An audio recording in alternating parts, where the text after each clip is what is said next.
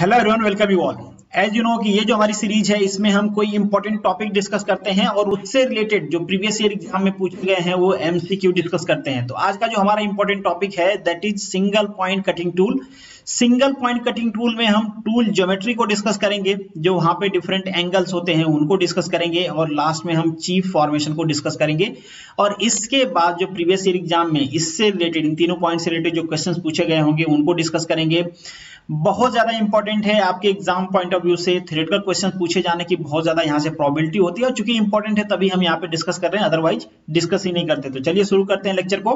Before starting the lecture, this is the humble request to all of you, follow Monu academy on the different platform. अगर आपको इन video के PDF चाहिए तो आप मुझे टेलीग्राम पे ज्वाइन कर सकते हैं, आप मुझे इंस्टाग्राम और फेसबुक पे भी फॉलो कर सकते हैं। अगर आप मुझसे पर्सनली जुड़ना चाहते हैं तो आप मेरे ट्विटर और इंस्टाग्राम के आईडी को फॉलो कर सकते हैं। यहाँ पे आपको सिंगल पॉइंट कटिंग टूल का एक इंटरेस्टिंग सा डायग्राम दिख रहा है। बहुत सारे पैरामीटर मेंशन है, जितने भी पैरामीटर मेंशन है आपको घबराने की जरूरत नहीं है। हम सारे पैरामीटर को वन बाय वन करके डिस्कस करेंगे, डिटेल में डिस्कस करेंगे कि इनकी रिक्वायरमेंट क्या है, कैसे हम एंगल को मेजर करते हैं, इनको हम विजुलाइज कैसे कर पाते हैं ताकि आप इजीली समझ पाओ। बहुत सारे लोगों को कंफ्यूजन होता है जब एंगल से रिलेटेड क्वेश्चन पूछा जाता है तो वो कंफ्यूज हो जाते हैं।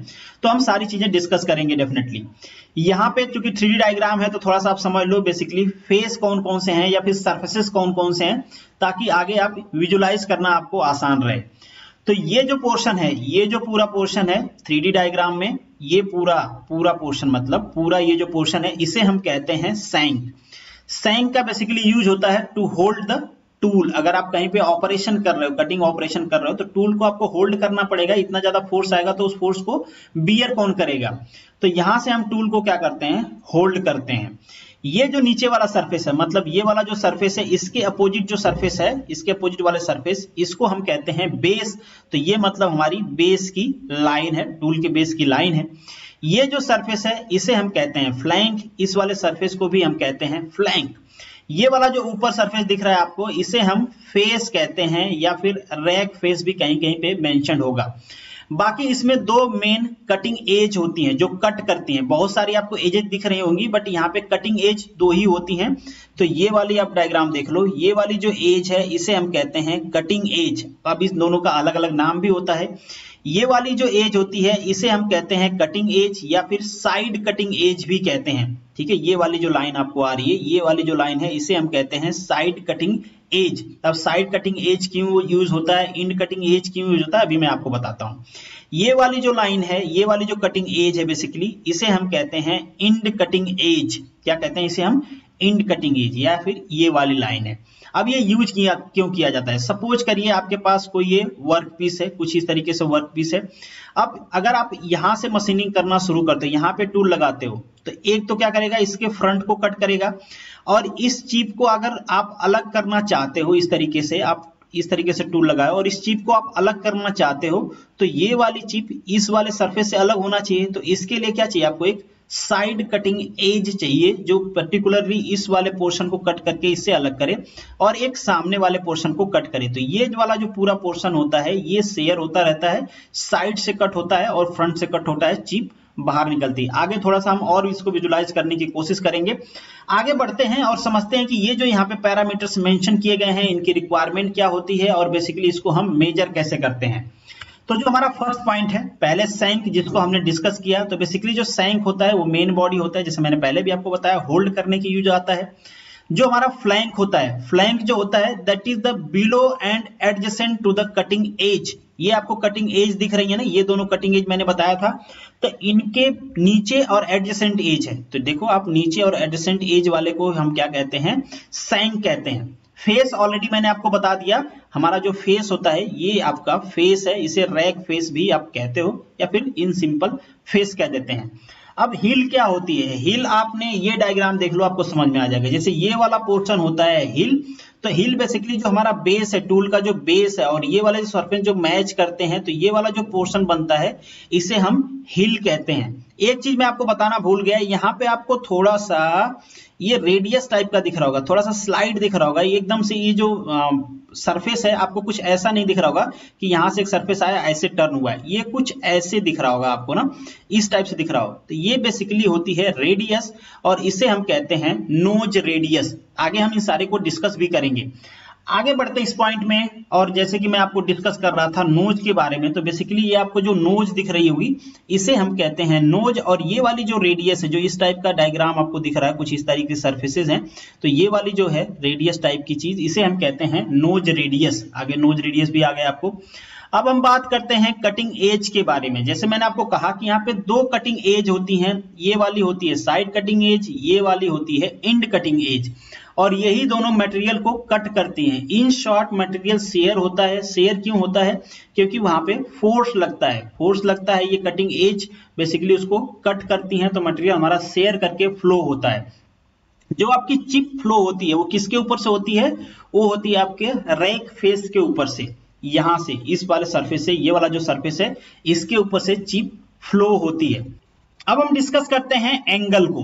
तो यहाँ पे जो फर्स्ट एंगल है दैट इज रैक एंगल, या फिर इसे हम बैक रैक एंगल भी कहते हैं। क्वेश्चन आपसे कैसे पूछा जाता है, जैसे ये जो मैंने लाइन लिखा है इस टाइप से लाइन आपको लिखी रहेगी और बोलेगी इसके बीच के एंगल को क्या कहते हैं। जैसे यहाँ पे एक बार इसको रीड करते हैं, angle between the tool face. Tool face मतलब ये इस पूरे फेस की बात करें, angle between the tool face and line parallel to the base. ये इसका बेस है, इसके पैरेलल वाली लाइन को, मतलब ये वाली line parallel to the base of the tool and major plane perpendicular through the side cutting edge. ये जो साइड कटिंग एज है इसके परपेंडिकुलर में जो मेजर होता है, इस साइड कटिंग एज के परपेंडिकुलर में जो मेजरमेंट होता है उसे हम कहते हैं back rack angle.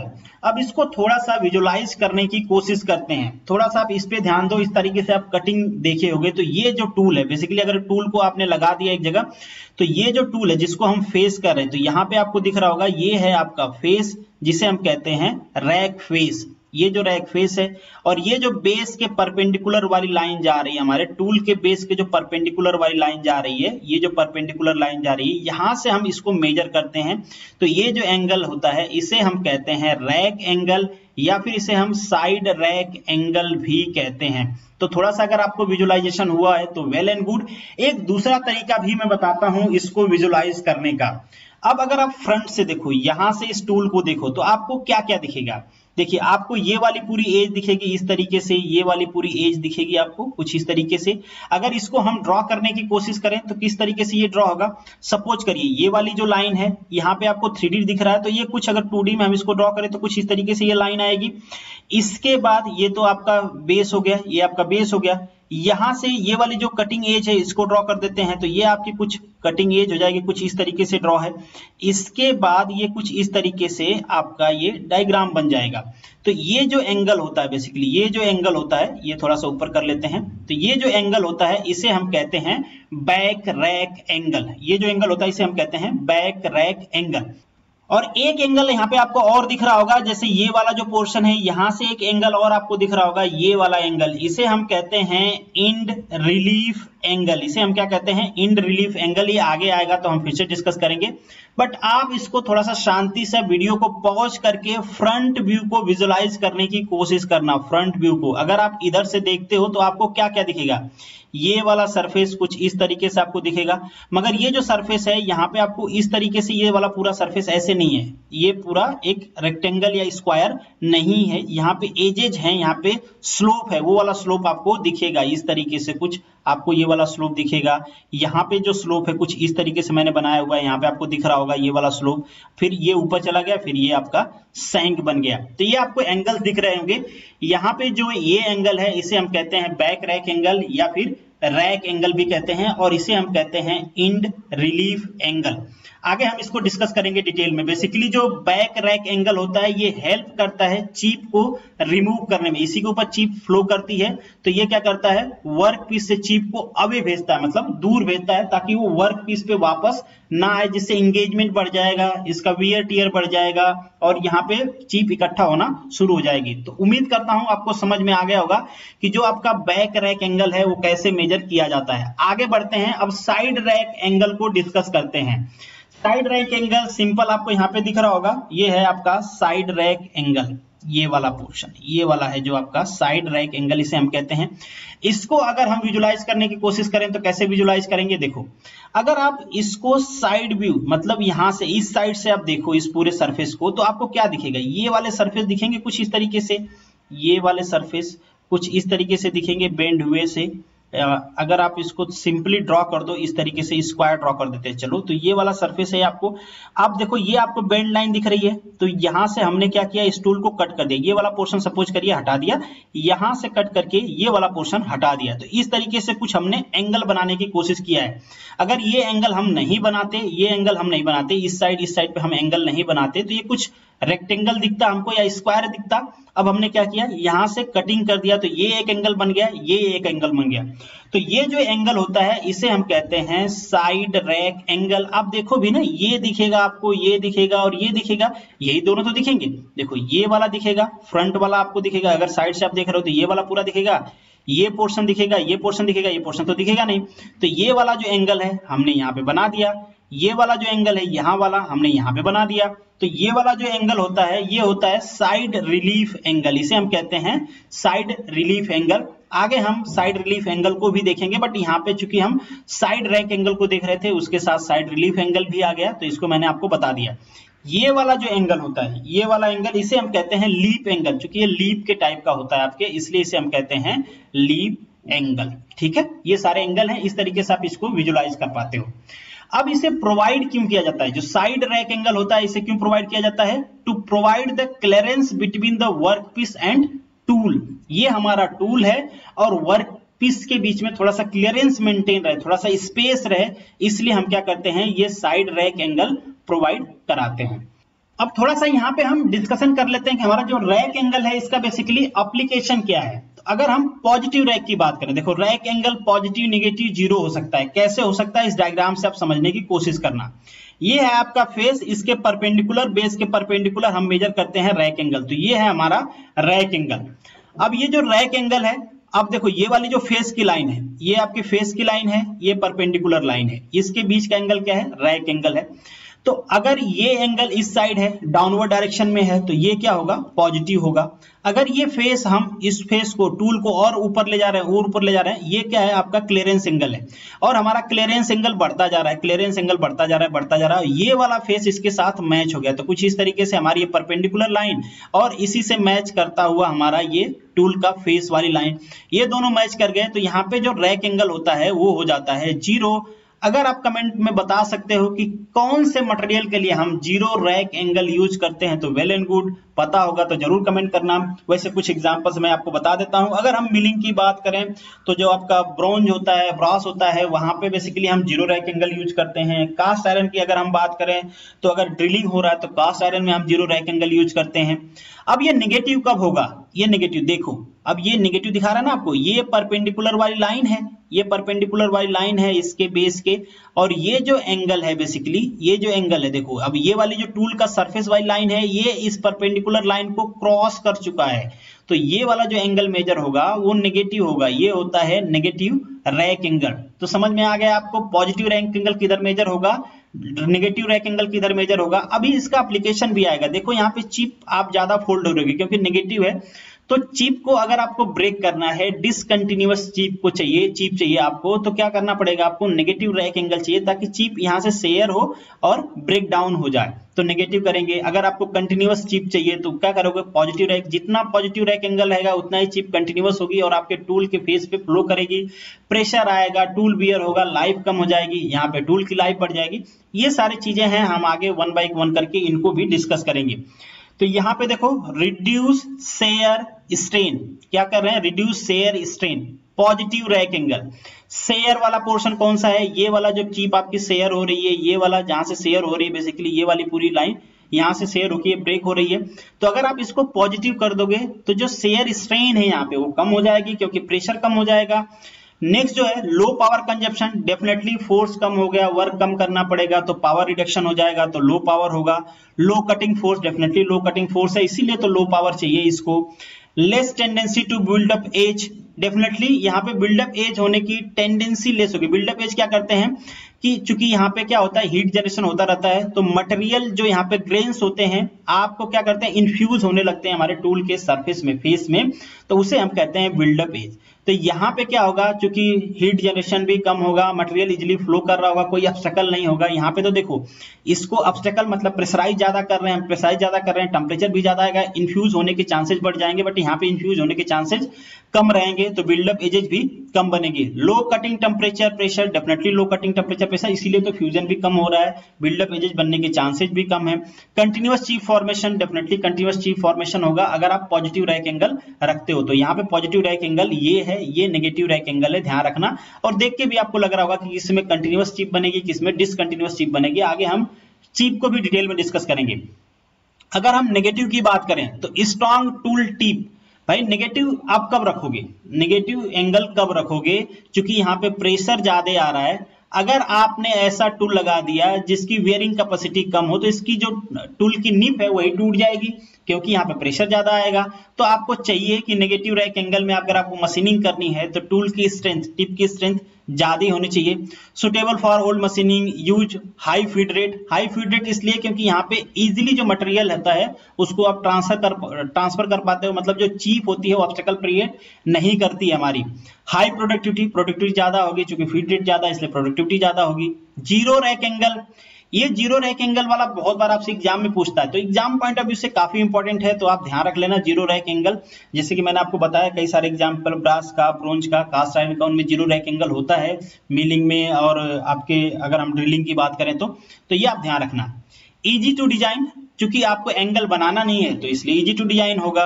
Easy to manufacturing, design easy है तो मैन्युफैक्चरिंग भी इजी होगा। सब शेप एनालिसिस, ये सारी चीजें बेसिकली इजी होती हैं अगर हम जीरो रैक एंगल की बात करें, क्योंकि एंगल की एनालिसिस हमको नहीं करनी होती है। आप खुद भी सोच के देखो कि कहीं पे फोर्स डायरेक्टली आ रहा है उसकी एनालिसिस आसान है, या यही फोर्स कहीं पे एंगल पे लग रहा है उसकी एनालिसिस आसान है। तो चूंकि यहाँ पे एंगल को हम खत्म कर देते हैं इसलिए हमारी थोड़ी एनालिसिस ईजी हो जाती है। नेक्स्ट जो आपका एंगल है that is side cutting edge angle. Side cutting कौन सी होती है, ये वाली जो आपकी सरफेस है इसे हम कहते हैं साइड कटिंग एज, ये वाली है आपकी side cutting edge. Side cutting edge angle की बात करें तो side cutting edge angle is the angle between the side cutting edge and the side of the tool shank. ये आपको पूरा टूल सैंक दिख रहा है, ये वाला पूरा टूल सैंक, ये भी टूल सैंक है, बट यहाँ पे इंड कटिंग एज आएगी ना, यहाँ पे आपकी साइड कटिंग एज, हम साइड कटिंग एज एंगल की बात करें तो ये आपको पूरा टूल सैंक है। तो ये टूल सैंक और जो साइड कटिंग एज है हमारी, इन दोनों के बीच के एंगल को हम क्या कहते हैं, साइड कटिंग एज एंगल कहते हैं। अब साइड कटिंग एज एंगल को थोड़ा सा और हम विजुलाइज करने की कोशिश करें, यहाँ पे बेसिकली बनाया गया है आप देख सकते हो, बट इसको थोड़ा सा हम विजुलाइज करते हैं। तो अब तक हमने इधर से व्यू ड्रॉ किया था एक, मतलब साइड व्यू, एक हमने फ्रंट व्यू ड्रॉ किया था, अब हम एक टॉप व्यू ड्रॉ करते हैं। टॉप व्यू ड्रॉ करोगे तो आपको कौन कौन से सरफेस दिखेंगे, ये पूरा सरफेस दिखेगा, ऊपर से यही तो दिखेगा आपको, ये वाला एंगल आपको नहीं दिखेगा। आप सोच के देखो, ऊपर से आप देख रहे हो तो ये वाली लाइन इससे क्या हो जाएगी, मर्ज हो जाएगी। थोड़ा सा विजुलाइज करना आप लोग, उम्मीद करता हूं विजुलाइज कर पाओगे। ये वाला एंगल आपको नहीं दिखेगा, कंफ्यूज मत होना। ऊपर से आप देखोगे तो ये फ्लैट दिखेगा आपको पूरा, बस ये जो एंगल है, ये जो एंगल है ये सारे दिखेंगे, ये लाइन दिखेगी टेढ़ी मेढ़ी सी, तो कुछ इस तरीके से दिखेगी। अगर हम ऊपर से देखते हैं इसको तो ये देखो कुछ इस तरीके से दिखेगी। ये हमने नोज रेडियस बना दिया और इसको हम ले जाते हैं आगे इस तरीके से, ये हो गया हमारा बेसिकली ये, और यहाँ से हम थोड़ा सा इसको बेंड करके, ठीक है, ये आगे आ गया, ये आगे, ये आपका पूरा सैंक हो गया, ये सैंक वाला पोर्शन है।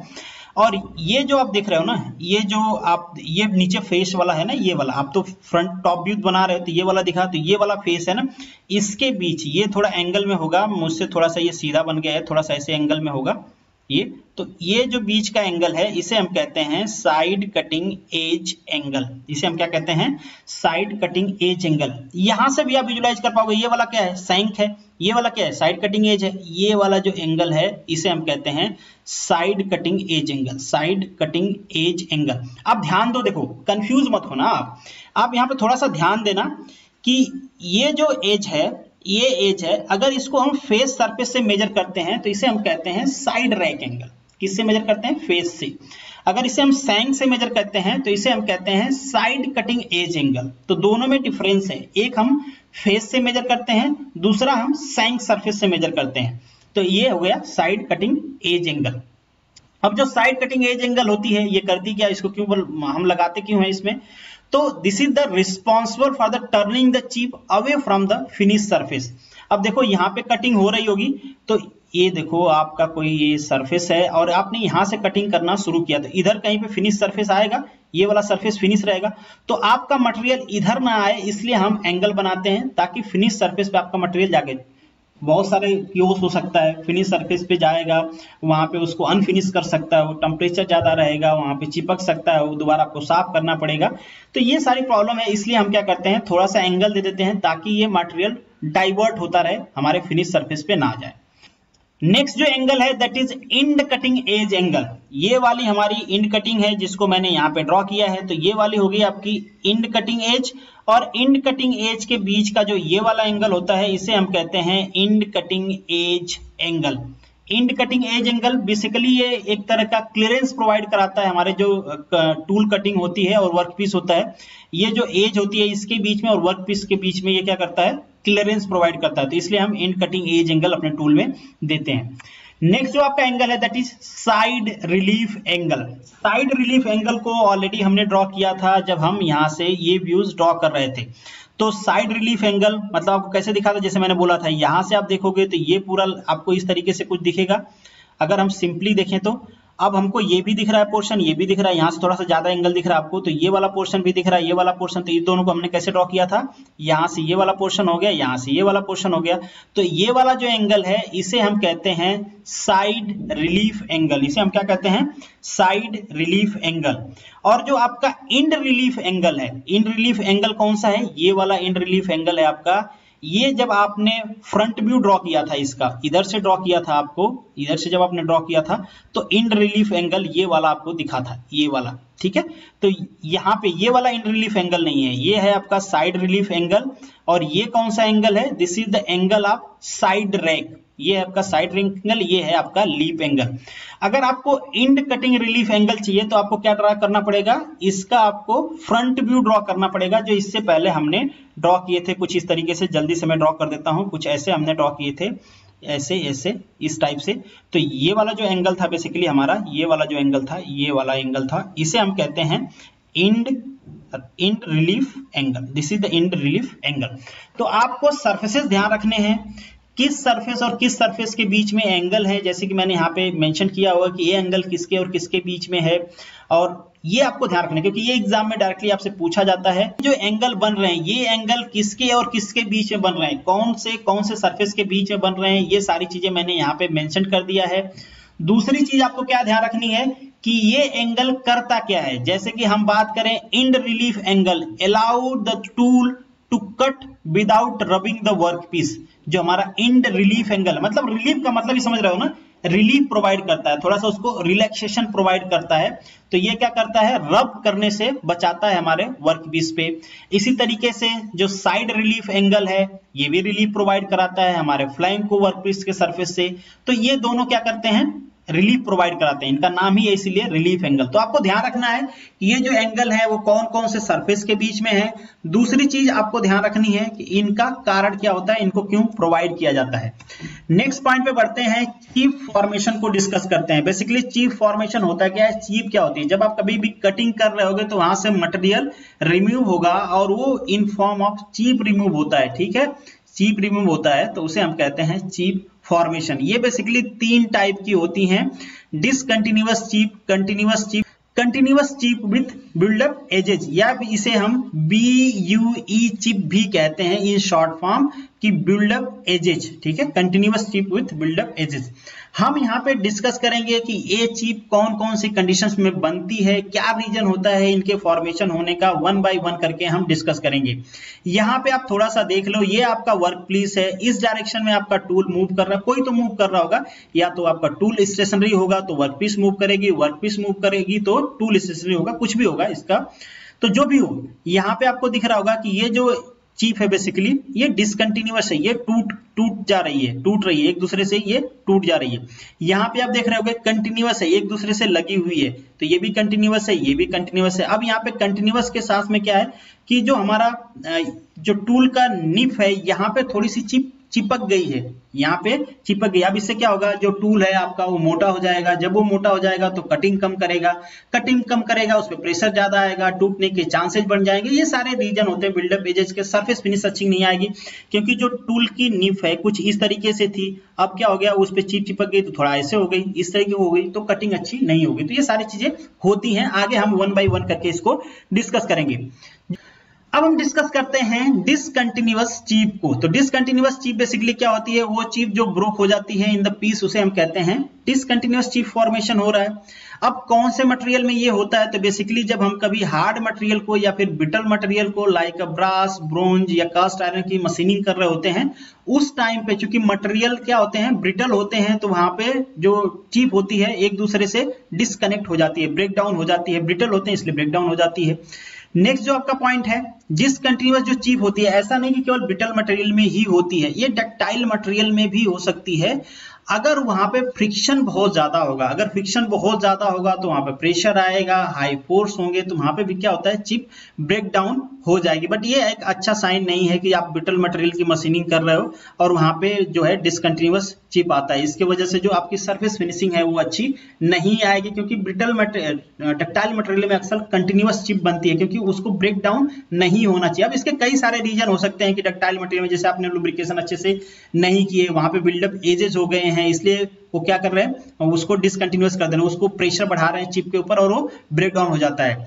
और चूंकि इसके वजह से जो आपकी टूल की लाइफ होती है वो लॉन्गर होती है, वियर टियर कम होता है। अगर डिसकंटिन्यूअस चिप रहेगी तो आपके टूल का वियर टियर कम होगा डेफिनेटली, कि जो आपका इस तरीके से टूल है इसके ऊपर से कोई मटेरियल कंटिन्यूअसली फ्लो कर रहा है तो इसका वियर टियर तो होगा, इस पे प्रेशर भी ज्यादा आएगा।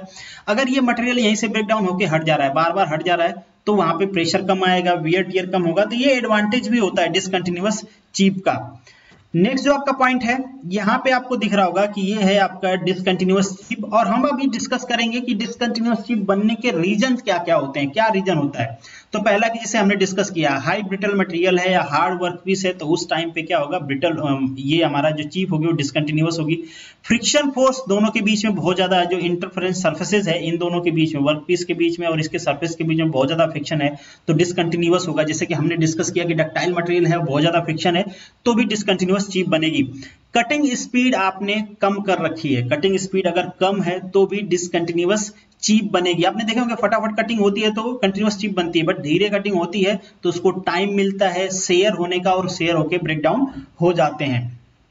लार्ज फीड रेट अगर बहुत ज्यादा है, तो डेप्थ ऑफ कट बहुत ज्यादा है, तो भी क्या होगा, चिप जो होगी वो यहाँ पे डिस्कनेक्ट हो जाएगी। तो यहाँ पे वो भी मेंशन है, थिक चिप रहेगी तो भी ब्रेक डाउन हो जाएगी। और स्मॉल रैक एंगल जितना स्मॉल होगा, मतलब देखो ये परपेंडिकुलर सरफेस हो गया, ये रैक एंगल हो गया, इसको जितना आगे ले जाओगे परपेंडिकुलर सरफेस के बाद उतना ही प्रेशर यहाँ पे बढ़ता जाएगा। शेयर स्ट्रेन क्या होगी, उतना ही बढ़ जाएगी शेयर स्ट्रेस यहाँ पे, और ये ब्रेक डाउन हो जाएगा। तो ये सारे रीजंस होते हैं, आपको ध्यान रखना है ये सारे रीजंस को। आगे हम इसको समराइज भी कर देंगे ताकि आपको इजिली याद रहे सारे कंडीशंस में। नेक्स्ट है आपका continuous chip. Continuous chip formation कब होता है, जब ये एक दूसरे से ब्रेक नहीं होते हैं, उसे हम कहते हैं कंटिन्यूअस चिप है, विदाउट सेगमेंट्स के बनते हैं ये। कंटिन्यूअस चिप में मतलब प्लास्टिक डिफॉर्मेशन होता रहता है कंटिन्यूअसली हमारे मटेरियल का, और वहां पे कोई ब्रेक डाउन होता नहीं है, प्लास्टिक डिफॉर्मेशन के साथ वो आगे बढ़ते जाते हैं, ब्रेक डाउन नहीं होता है, इसलिए कंटिन्यूअस चिप का फॉर्मेशन होता है। बेसिकली कौन से मटेरियल में होता है, डक्टाइल मटेरियल में होता है। डक्टाइल मटेरियल स्पीड जब ज्यादा रहेगी, डक्टाइल मटेरियल रहेगा, उस टाइम पे आपका क्या होगा, कंटिन्यूअस चिप फॉर्मेशन होगा। और चूंकि ये चिपकने के चांसेस बहुत ज्यादा होते हैं, जैसे कि ये ज्यादा अगर डक्टाइल मटेरियल है और लॉन्ग चिप बन रही है, तो वहां पे क्या होगा, ये बिल्डअप एजेस बनने के भी चांसेस होंगे, ये चिपक भी जाएंगे। तो ये सारे प्रॉब्लम्स होते हैं, बट इनको इजीली रिमूव किया जा सकता है। एक अगर वहां पे आप सिंपल सा चिप ब्रेकर लगा देते हो अपने टूल के ऊपर, चिप ब्रेकर रहेगा, उसको क्या करेगा, चिप को ब्रेक करता रहेगा, तो वो चिपकने के चांसेस हट जाएंगे। तो ये सिंपल तरीके से उसको रिमूव किया जा सकता है। नेक्स्ट, इसके रीजन क्या क्या होते हैं, यहाँ पे आपको दिख रहा होगा कि कंटिन्यूअस चिप बनी हुई है, देखो यहाँ पे कोई ब्रेक डाउन नहीं हुआ है, तो ये जो चिप है ये कंटिन्यूअस है। नेक्स्ट जो पॉइंट है, इसके कारण क्या क्या होते हैं। पहला तो डक्टाइल मटेरियल, जैसे कि हमने डिस्कस किया, हाई स्पीड को हमने डिस्कस किया कि अगर तेज स्पीड हो तो थिकनेस अगर कम होगी, जितना कम थिकनेस होगी उतनी प्रोबेबिलिटी होगी कि चिप, इवन ब्रिटल मटेरियल में भी अगर आप एकदम बहुत कम थिकनेस रखते हो, सपोज माइक्रोन में थिकनेस रख देते हो, तो वहां पे भी कंटिन्यूअस चिप बनने की प्रोबेबिलिटी होगी। तो जितना ज्यादा थिकनेस उतना ज्यादा प्रोबेबिलिटी होगी ब्रेक डाउन की, अगर थिकनेस कम रहेगी तो ब्रेक डाउन की प्रोबेबिलिटी कम होगी और ये कंटिन्यूअस चिप बनेगी। रैक एंगल क्या होगा, लार्ज। अब देखो ये टूल अगर आप जितना ये वाला टूल के सरफेस को नीचे ले आते हो, अब मान लो ये आपने ये टूल यहाँ लगा दिए, अब ये पूरा रैक एंगल हो गया आपका, ये रैक एंगल, तो जितना ज्यादा लार्ज एंगल, ये अब चिप इधर फ्लो करने के बजाय इधर फ्लो करेगी, जब इधर फ्लो करेगी तो इसके टूटने के चांसेस कम रहेंगे। तो लार्ज एंगल रहेगा तो वो प्रमोट करेगा कि कंटिन्यूअस चिप बने। मतलब लार्ज एंगल इन शॉर्ट हम ये भी कहें कि टूल लाइफ को घटाता है, तो डेफिनेटली घटाता है, क्योंकि जो कंटिन्यूअस चिप होती है उसकी वजह से हमारा टूल वियर टियर ज्यादा होता है, बिल्डअप एजेस भी होते हैं। नेक्स्ट जो, तो इस टाइप से क्वेश्चन थोड़ा सा घुमा के आपसे पूछा जा सकता है, तो ये सारी चीजें आपको रिलेट करते रहना एक दूसरे के साथ। Depth of cut should be small, definitely हमने डिस्कस कर लिया, डेप्थ ऑफ कट अगर स्मॉल रहेगा, चिप थिकनेस स्मॉल रहेगी, तो डेफिनेटली वहां पे कंटिन्यूअस के चांसेस रहेंगे। लुब्रिकेशन आप कर रहे हो कंटिन्यूअसली, ठीक है, टेम्परेचर जनरेशन नहीं हो रहा है, स्ट्रेस कम हो रही है, तो वहां पे क्या होगा, कंटिन्यूअस चिप बनेगी। फ्रिक्शन ऑफ द चिप, दोनों के बीच में, मतलब जो फ्रिक्शन है इन दोनों के बीच में, वर्कपीस और हमारे चिप के बीच में कह लो, या फिर वह टूल के बीच में कह लो, अगर फ्रिक्शन कम है तो क्या होगा, कंटिन्यूअस चिप बनेगी। फ्रिक्शन ज्यादा है, फोर्स लगेगा, अब्रेसिव फोर्सेस बन जाएंगे वहां पे, तो क्या होगा, वो ब्रेकडाउन हो जाएंगे हमारे। ये कैसे कर सकते हो आप, टूल की पॉलिशिंग कर दो, मतलब आप फ्रिक्शन को मिनिमाइज कैसे कर सकते हो, अगर कंटिन्यूअस चिप चाहिए आपको तो क्या करो, आप पॉलिशिंग कर सकते हो, उसका लुब्रिकेंट जो है एफिशिएंट अमाउंट में वहां पे आप यूज करो। जो टूल मटेरियल है वो ऐसा बनाओ आपकी, उसका जो सरफेस कोफिशिएंट ऑफ फ्रिक्शन है वो कम हो, अगर कोफिशिएंट ऑफ फ्रिक्शन कम रहेगा तो भी चांसेस रहेंगे कि आपकी कंटिन्यूअस चिप फॉर्मेशन हो। अब हमारा जो नेक्स्ट टाइप है continuous chip with the build up edges. अब मान लीजिए वहां पे बिल्डअप हो जा रही है, एज बिल्डअप हो जा रही है, जिसको हमने पहले से डिस्कस किया हुआ है।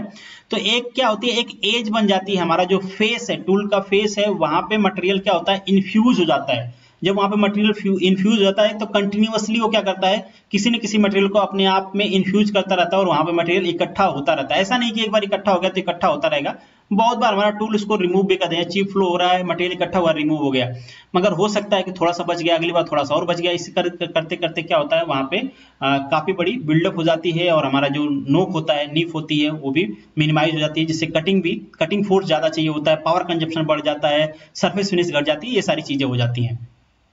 ये कब होता है, अगर बहुत ही सॉफ्ट मटेरियल है, डक्टाइल मटेरियल है, जिसकी आप फिनिशिंग, जिसकी आप कटिंग कर रहे हो, तो वहां पे चांसेस होते हैं कि बिल्डअप एजेस बन जाए। हाई फ्रिक्शन कोएफिशिएंट रहेगा, चिपकने के चांसेस रहेंगे डेफिनेटली, जहां पे प्रेशर ज्यादा रहेगा, टेम्परेचर बढ़ेगा, तो वहां पे क्या होगा, मटेरियल इन्फ्यूज होना शुरू हो जाएगा, बाउंडिंग हो जाती है बेसिकली हमारे मटेरियल के हमारे टूल फेस के साथ एकोमोडेट हो जाते हैं, तो उसे हम कहते हैं बिल्डअप एजेस। और यहाँ पे भी फ्रिक्शन की बात की गई है, जितना ज्यादा फ्रिक्शन होगा उतनी ज्यादा प्रोबेबिलिटी होगी कि वहां पे आपका बिल्डअप एजेस बने। आगे यहाँ पे भी इसका रीजन डिस्कस कर लेते हैं। यहाँ पे आपको दिख रहा होगा कि टूल पे इस तरीके से कुछ मटेरियल चिपक जाता है, इसका कोई स्पेसिफिक शेप एंड साइज नहीं होता है, डिपेंड करता है जिधर से वो एक्यूमुलेट होना चालू हुआ उधर से उस तरीके से वो एक्यूमुलेट हो जाएगा। तो यहाँ पे आपको दिख रहा होगा कि कुछ एज इकट्ठा हो गई जो हमारे कटिंग को इफेक्ट करती है। तो यहाँ पे इसके रीजन क्या क्या होते हैं हम वो डिस्कस कर लेते हैं। जैसे कि हमने डिस्कस किया कि आपका जो वर्क पीस है वो डक्टाइल है, हाई फ्रिक्शन है, वहां पे जो कूलेंट फ्लो है वो इनसफिशियंट है, सफिशियंट नहीं है, जिसके वजह से क्या होगा, टेम्परेचर बढ़ेगा तो मटेरियल के फ्यूज होने के चांस एक दूसरे में बढ़ जाएंगे। तो हाई टेम्परेचर जहां पे रहेगा वहां पे क्या होगा, बिल्डअप एजेस बनने शुरू हो जाएंगे। फीड रेट ज्यादा होगा तो डेफिनेटली बनेंगे, कटिंग स्पीड स्लो होगी तो उनको सेटल डाउन होने के चांस मिलेंगे। रैक एंगल अगर बहुत कम हुआ, तो बहुत ज्यादा प्रेशर आ जाएगा, प्रेशर आने की वजह से यहाँ पे इन्फ्यूजन हो जाएगा, और प्रेशर आएगा, टेम्परेचर भी बढ़ेगा, फ्रिक्शन भी बढ़ेगा, इस वजह से भी इन्फ्यूज होने के चांसेस रहेंगे। यहाँ पे मैं इन सारी चीजों को समराइज करने की कोशिश किया हूं कि अगर आपका मटेरियल जो है कौन सा रहेगा, तो आपका डिसकंटिन्यूअस चिप बनेगी, कंटिन्यूअस बनेगी, और आपकी continuous chip with builded edges बनेगी। तो यहाँ पे मटेरियल हमने मेंशन किया है, जैसे फैक्टर मैं बता देता हूँ कैसे मेंशन किया है, जैसे मटेरियल मैंने मेंशन कर दिया। तो अगर आप बटर मटेरियल का कर रहे हो, डक्टाइल मटेरियल बट हार्ड है, तो वहां पे डिसकंटिन्यूअस बनेगी, हमने पहले भी डिस्कस किया। उसी तरीके से अगर डक्टाइल मटेरियल है तो कंटिन्यूअस बनेगी, अगर डक्टाइल मटेरियल है तो वहां पे बिल्डअप एजेस भी होने के चांसेज हैं। नेक्स्ट जो पॉइंट है दैट इज कटिंग स्पीड की बात करें तो यहाँ पे हाई मेंशन है, बट हाई एप्रोप्रिएट नहीं है। हाई के केस में भी डिसकंटिन्यूअस चिप बन सकती है ब्रिटल मटेरियल के केस में, बट अगर हम ये बात करें कि जहां पे कंटिन्यूअस चिप बन रही है, अगर उसको डिसकंटिन्यूअस आपको करना है तो वहां पे स्पीड आपकी रिड्यूस होनी चाहिए। तो आप देख लेना जिस तरीके से आपका ऑप्शन है वो अरेंज कर लेना। बट अगर ब्रिटल मटेरियल है तो हाई स्पीड में भी डिसकंटिन्यूअस बनेगी, बट मोस्ट प्रोबेबली अगर केवल स्पीड को डिस्कस करें तो ये लो होनी चाहिए या फिर मीडियम रेंज होनी चाहिए। अगर आपको कंटिन्यूअस चाहिए तो जितना हाई आप रख सकते हो उतना हाई रहेगा, उतने कंटिन्यूअस चिप बनने के फॉर्मेशन होंगे। ये कंटिन्यूअस विथ बिल्डअप एजेस की अगर हम बात करें तो स्पीड यहाँ पे लो और आपकी मीडियम होनी चाहिए। डेप्थ ऑफ कट की बात करें तो यहाँ पे डेप्थ ऑफ कट ज्यादा होना चाहिए, डेप्थ ऑफ कट कम होना चाहिए, यहाँ पे डेप्थ ऑफ कट कम या फिर मीडियम होना चाहिए। अगर हम रैक एंगल की बात करें तो यहाँ पे रैक एंगल स्मॉल होना चाहिए। जितना कम रैक एंगल रहेगा उतना ही ज्यादा प्रेशर बनेगा आपके चिप पे, स्ट्रेस वहां पे शेयर स्ट्रेस बढ़ जाएगी और वो ब्रेक डाउन हो जाएंगे। Rack angle large rack angle रहेगा, इजीली फोर्स कम आएगा, पावर कंजप्शन कम होगा, आपकी जो फ्लो होगा वो कंटिन्यूअस होगा, चिप ब्रेक डाउन नहीं होगी, ये सारी चीजें हैं। Rack angle is small, definitely ये भी स्मॉल के केस में। जो फीड रेट है यहाँ पे लो फीड रेट, यहाँ पे कंटिन्यूअस चाहिए आपको तो हाई फीड रेट या मीडियम फीड रेट, यहाँ पे एक्सेसिव फीड रेट रहेगा तो डेफिनेटली बिल्डअप एजेस होंगे, यहाँ पे भी मीडियम या फिर हाई फीड रेट आएगा। अगर हम फ्रिक्शन की बात करें, देखो यहाँ पे कंपैरेटिवली लिखा हुआ है तो आप कंफ्यूज मत होना, यहाँ पे वेरी हाई फ्रिक्शन लिखा है। अगर यहाँ पे हाई लिखा रहता तो यहाँ पे शायद मीडियम लिखा रहता, तो इस तरीके से कम एक दूसरे के कंपैरिजन में लिखा है, तो आप कंफ्यूज मत हो जाना कि इससे पहले हमने डिस्कस किया था कि यहाँ पे भी हाई फ्रिक्शन होना चाहिए। ये एक दूसरे के कंपैरिजन में मेंशन किया गया है कि ये एक दूसरे के कंपैरिजन में कौन ज्यादा होगा कौन कम होगा। तो यहाँ पे बहुत ही ज्यादा फ्रिक्शन रहेगा, यहाँ पे हाई होगा, यहाँ पे लो फ्रिक्शन है कंपैरिजन टू। कूलेंट की अगर हम बात करें तो लेस और मीडियम कूलेंट सप्लाई, यहाँ पे लुब्रिकेंट सप्लाई जो होती है वो एफिशिएंट होनी चाहिए आपकी, यहाँ पे लुब्रिकेंट सप्लाई जो है इनएफिशिएंट रहेगी तो बिल्डअप एजेस होने के चांसेस रहेंगे। अब यहाँ पे कुछ क्वेश्चन है, इनको हम वन बाय वन करके डिस्कस कर लेते हैं। The strength of the single point cutting tool depend upon, जो हमारे टूल की स्ट्रेंथ होती है, देखिए जो टूल एंगल आप प्रोवाइड कराते हो उससे आपकी स्ट्रेंथ बढ़ती है। अगर आप टूल एंगल नहीं देते हो, शार्प एजेज रहेंगी आपकी, शार्प एजेज रहेंगी तो उनके ब्रेकडाउन होने के चांसेस ज्यादा रहेंगे। तो इसलिए यहाँ पे जो एंगल्स हैं ये सारे प्रोवाइड किए जाते हैं ताकि उसकी स्ट्रेंथ को हम इंप्रूव कर पाए। तो कुछ तो एजेस शार्प, कुछ उसके जो क्लियरेंस होते हैं वो बेसिकली रिलीफ प्रोवाइड कर देते हैं वहां पे, इस वजह से उसकी स्ट्रेंथ बढ़ जाती है हमारे टूल की। तो यहाँ पे जो आपका ऑप्शन होगा वो डी करेक्ट होगा।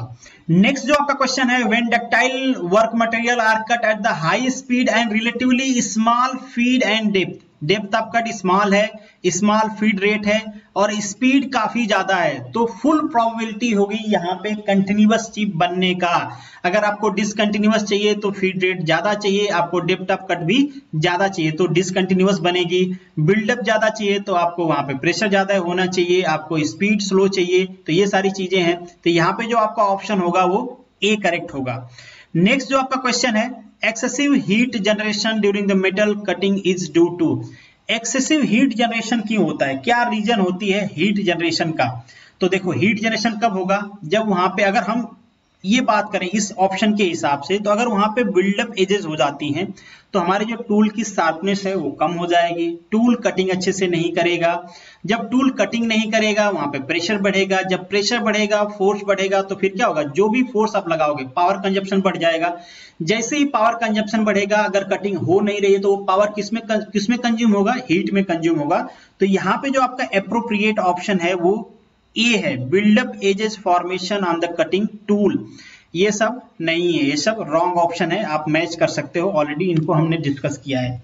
नेक्स्ट जो आपका क्वेश्चन है, angle between the face of the tool. देखो फेस ऑफ द टूल की बात किया हुआ है, वहां पे फ्लैंक की बात नहीं किया हुआ है। तो face of the tool and line parallel to the base, line जो पैरेलल बेस के उसके परपेंडिकुलर प्लेन में अगर जो एंगल आप मेजर करते हो उसे हम कहते हैं रैक एंगल या फिर बैक रैक एंगल। मैंने बताया था कि आप इसको ध्यान से पढ़ना कि कौन कौन से सरफेस के बीच में कौन सा एंगल बनता है।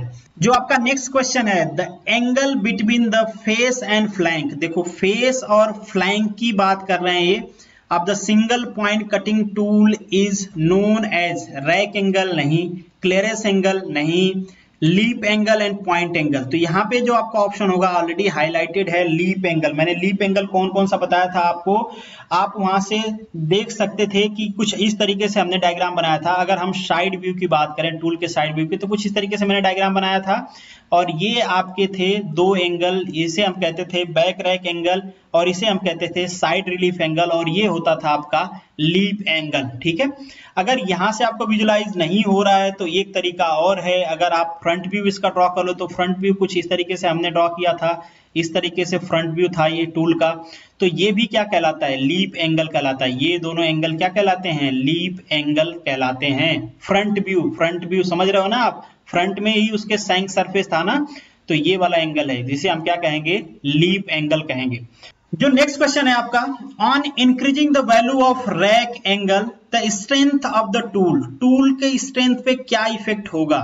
तो बेसिकली अगर आप देखो थोड़ा सा यहाँ पे विजुलाइज करो, ऑलरेडी हमने ये सारी चीजें डिस्कस किया हुआ है तो आप आंसर भी कर पाओगे इजीली। ये आपका टूल है, इस तरीके से आपने टूल लगा दिया। अब ये आपका टूल है, यहाँ पे टूल लगा हुआ, ये जो पूरा एंगल है, ये एंगल अगर आप बढ़ा रहे हो तो इससे क्या होगा, कंटिन्यूअस चिप फॉर्मेशन होने के चांसेस बढ़ जाएंगे पॉजिटिव रैक एंगल के केस में।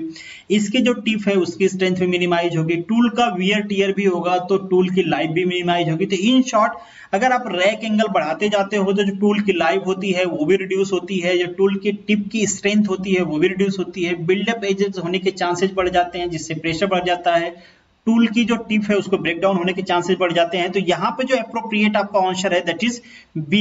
नेक्स्ट जो क्वेश्चन है, continuous chip with the build up edges is form during the machining. आप कौन से मटेरियल की मशीनिंग करते हो तो आपको कंटिन्यूअस चिप बनती है। Basically ductile material is the most appropriate. देखो आपको कंफ्यूज नहीं होना है सॉफ्ट मटेरियल और डक्टाइल मटेरियल। देखिए डक्टाइल मटेरियल में चांसेस ज्यादा होते हैं, सॉफ्ट मटेरियल हो सकता है सॉफ्ट मटेरियल हो बट उसके सरफेसेस हार्ड हो। बहुत बार ऐसे एप्लीकेशंस आते हैं कि जहां पे आप क्या करते हो, सरफेस पे हार्डनिंग कर देते हो, सरफेस हार्ड कर देते हो और इनसाइड मटेरियल होता है वो सॉफ्ट होता है, जैसे कि वो इम्पैक्ट लोडिंग बियर कर पाए बट ऊपर के सरफेस क्या हो, हार्ड हो।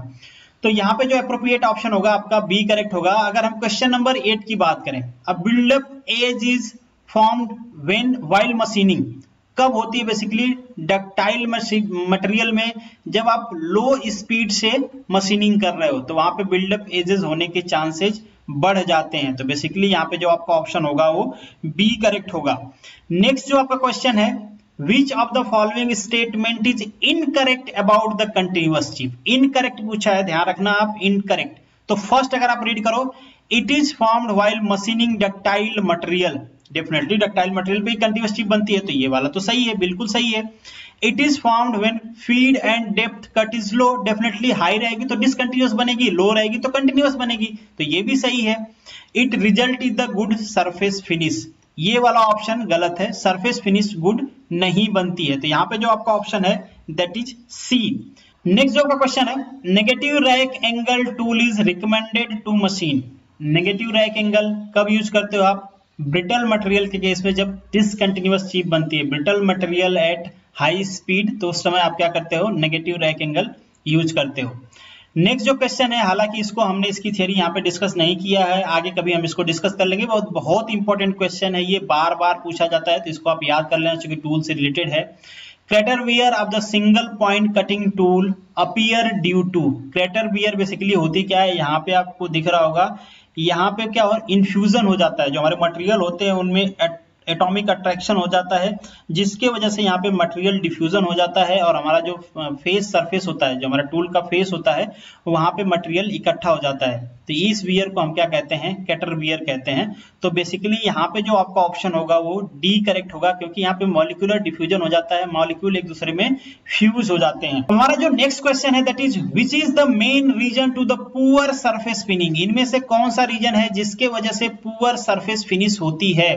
तो हैवी डेप्थ ऑफ कट, देखिए सरफेस फिनिश को बहुत सारे पैरामीटर इफेक्ट करते हैं। अगर इन शॉर्ट हम कहें तो मशीनिंग के पैरामीटर हैं जैसे कि फीड रेट है, डेप्थ ऑफ कट है, कटिंग स्पीड है, ये सारे इफेक्ट करते हैं। तो ये सारे पैरामीटर यहाँ पे हैं। दूसरे कौन से पैरामीटर जो इसको इफेक्ट करते हैं, टूल ज्योमेट्री के पैरामीटर, मतलब जो कटिंग पैरामीटर है हमारे, वो टूल ज्योमेट्री हुए, टूल का वियर हुआ, जो टूल मटेरियल पे बिल्डअप एजेस हो गई, उसके वजह से भी सरफेस फिनिश खराब होती है। और तीसरे जो पैरामीटर हैं आपके कटिंग कंडीशन से रिलेटेड, कि आप वेट कटिंग कर रहे हो, ड्राई कटिंग कर रहे हो, लुब्रिकेशन सप्लाई किया, ये सारे इफेक्ट करते हैं। अब हमको ये फाइंड आउट करना है कि इनमें से ज्यादा एप्रोप्रिएट कौन सा है जो सरफेस फिनिश को इफेक्ट करता है। देखिए डेप्थ ऑफ कट से सरफेस फिनिश डेफिनेटली उतनी एक्यूरेट नहीं होगी, बट आप ये भी नहीं कह सकते कि डेप्थ ऑफ कट बहुत हाईली इफेक्ट करते हैं सरफेस फिनिशिंग को। फीड रेट भी बहुत ज्यादा हाईली इफेक्ट नहीं करता, इसके वजह से कंटिन्यूअस चिप फॉर्मेशन होगा, तो वहां पे चांसेस होते हैं कि डेप्थ आपके सरफेस फिनिशिंग पुअर हो, बट मेन रीजन नहीं है। मेन रीजन यहाँ पे हम कह सकते हैं कि बहुत ज्यादा स्पीड में आप कटिंग करते हो तो वहां पे प्रोबेबिलिटी होती है कि आपको सरफेस फिनिशिंग नहीं मिलेगी। स्लो कटिंग पे सरफेस फिनिशिंग आपको अच्छी मिलती है। तो सिंपल फंडामेंटल है यहाँ पे, इन जो ऑप्शन है इनमें से सबसे जो अप्रोप्रिएट है वो बी होगा। नेक्स्ट जो आपका क्वेश्चन है, the element at the junction of the side cutting edge and the end cutting edge in the single point cutting tool is called.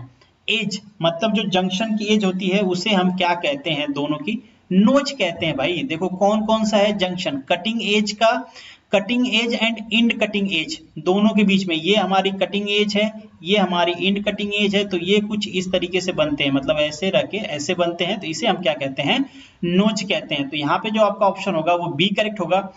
Next जो आपका क्वेश्चन है, the surface of the single point cutting tool on which the chip form slide is called. किस पे slide करती है भाई, rack surface पे, उसे हम फेस कहते हैं। तो यहाँ पे सी सही है।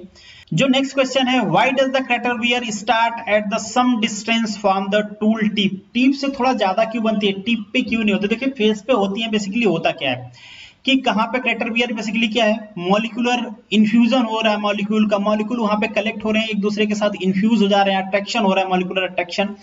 कहाँ पे इसकी प्रोबेबिलिटी ज्यादा रहेगी, जहां पे टेम्परेचर ज्यादा रहेगा, टेम्परेचर ज्यादा रहेगा तो फ्यूज होने की प्रोबेबिलिटी ज्यादा रहेगी मॉलिक्यूल के एक दूसरे में।